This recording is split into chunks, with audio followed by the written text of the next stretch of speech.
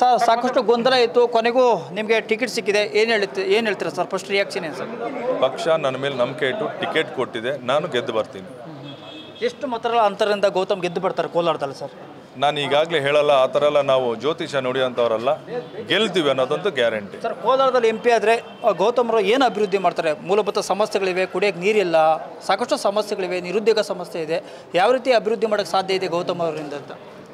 ನಾನು ಶಾಸಕರ ಜೊತೆ ಮಾತಾಡಿ ಇದ್ರ ಬಗ್ಗೆ ಎಲ್ಲ ಚರ್ಚೆ ಮಾಡಿ ಕೋಲಾರಕ್ಕೆ ಏನು ಅಭಿವೃದ್ಧಿ ಆಗಬೇಕಂದ್ರೆ, ನೀವು ಹೇಳಿದಂಗೆ ನೀರಿನ ಸಮಸ್ಯೆ ಭಾಳ ಇತ್ತು. ಬಟ್ ಅದನ್ನು 2013ರಿಂದ 2018ರಲ್ಲಿ ಬಂದ ಕರ್ನಾಟಕ ಸರ್ಕಾರ KC ವ್ಯಾಲಿ ಮಾಡಿ ಸ್ವಲ್ಪ ಮಟ್ಟಿಗೆ ಸುಧಾರಿಸಿದೆ. ಇನ್ನೂ ಹೆಚ್ಚು ನೀರು ಬರುವಂಥ ಕೆಲಸ ನಾವು ಮಾಡ್ತೀವಿ. ಸರ್ ಕಾಂಗ್ರೆಸ್ ಅಭ್ಯರ್ಥಿಯನ್ನು ಸೋಲಿಸಬೇಕಂತ JDS BJP ಒಂದಾಗಿದ್ದಾರೆ. ಇವ್ರ ಮಧ್ಯೆ ಹೆಂಗೆ ಚಾಲೆಂಜ್ ಇದೆ ಕ್ಷೇತ್ರದಲ್ಲಿ ಗೆಲ್ಲಕ್ಕೆ ಅಂತ? ಅವರಿಬ್ಬರು ಒಂದಾಗಿದ್ದರೂ ಕೂಡ ಕಾಂಗ್ರೆಸ್ನ ಸೋಲ್ಸೋಕ್ಕಾಗಲ್ಲ. ಕಾಂಗ್ರೆಸ್ಗೆ ಕೋಲಾರ ಭದ್ರಕೋಟೆ, ಹಂಗಾಗಿ ಕಾಂಗ್ರೆಸ್ ಗೆಲ್ಲುತ್ತೆ. ಕೋಲಾರದಲ್ಲಿ ಗ್ಯಾರಂಟಿ ವರ್ಕೌಟ್ ಆಗುತ್ತಾ ಸರ್? 100% ಕೋಲಾರದಲ್ಲ, ಇಡೀ ಕರ್ನಾಟಕ ರಾಜ್ಯದಲ್ಲೇ ಗ್ಯಾರಂಟಿ ವರ್ಕೌಟ್ ಆಗ್ತಾ ಇದೆ. ಈಗಾಗಲೇ ನೀವು ನೋಡಿದ್ದೀರಾ 136 ಸೀಟು. ನೀವು ಯಾರು ಅಂದ್ಕೊಂಡಿದ್ದೀರಾ ಕಾಂಗ್ರೆಸ್ 136 ಸೀಟ್ ಗೆಲ್ಲುತ್ತೆ ಅಂತ? 100% ವರ್ಕೌಟ್ ಆಗಿದೆ. ಆಮೇಲೆ ನಾವು ಮಾಡಿರೋ ಸಹಾಯ ಜನ ಅರ್ಥ ಮಾಡ್ಕೊಂಡು ನಮಗೆ ಖಂಡಿತ ಓಟ್ ಹಾಕ್ತಾರೆ. ಸರ್ ಏನು ಅಜೆಂಡಾ ಇಟ್ಕೊಂಡು ನೀವು ಈ ಸಲ ಪ್ರಚಾರ ಮಾಡ್ತಾ ಇದ್ದೀರಾ ಕ್ಷೇತ್ರದಲ್ಲಿ ಅಂತ? ಕೋಲಾರ ಅಭಿವೃದ್ಧಿಯೇ ನನ್ನ ಅಜೆಂಡಾ. ಕೋಲಾರ ಯಾವ ರೀತಿ ಅಭಿವೃದ್ಧಿ ಆಗಬೇಕು ಅಂತೇಳಿ ಎಲ್ಲ ಶಾಸಕರ ಜೊತೆ ಕೂತ್ಕೊಂಡು ಮಾತಾಡಿ ಆ ಅಭಿವೃದ್ಧಿ ಏನು ಮಾಡಬೇಕು, ಹೆಂಗೆ ಮಾಡಬೇಕು ಅನ್ನೋದು, ಅದು ಒಬ್ಬ ಶಾಸಕನಾಗಿ ಅಥವಾ ಒಬ್ಬ ಪಾರ್ಲಿಮೆಂಟ್ ಮೆಂಬರ್ ಆಗಿ ಅವ್ನ ಕೆಲಸ ಏನು ಮಾಡೋಕ್ಕೆ ಮಾಡ್ತೀವಿ. ಜನಸೇವೆ ಮಾಡೋದೇ ನಮ್ಮ ಗುರಿ. ನಾವು ಬಂದಿರೋದು ಜನಸೇವೆ ಮಾಡೋದಕ್ಕೆ.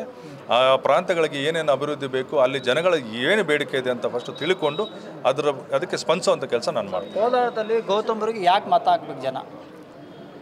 ಕೋಲಾರದಲ್ಲಿ ಮತ ಯಾಕೆ ಹಾಕ್ಬೇಕಂದ್ರೆ ನಾನೊಬ್ಬ ಕಾಂಗ್ರೆಸ್ ಕಾರ್ಯಕರ್ತ, ನಿಷ್ಠಾವಂತ ಕಾಂಗ್ರೆಸ್ ಕಾರ್ಯಕರ್ತ, ಹಾಗೂ ಕರ್ನಾಟಕದವನು, ನಾನೇನು ಬೇರೆ ರಾಜ್ಯದವನಲ್ಲ.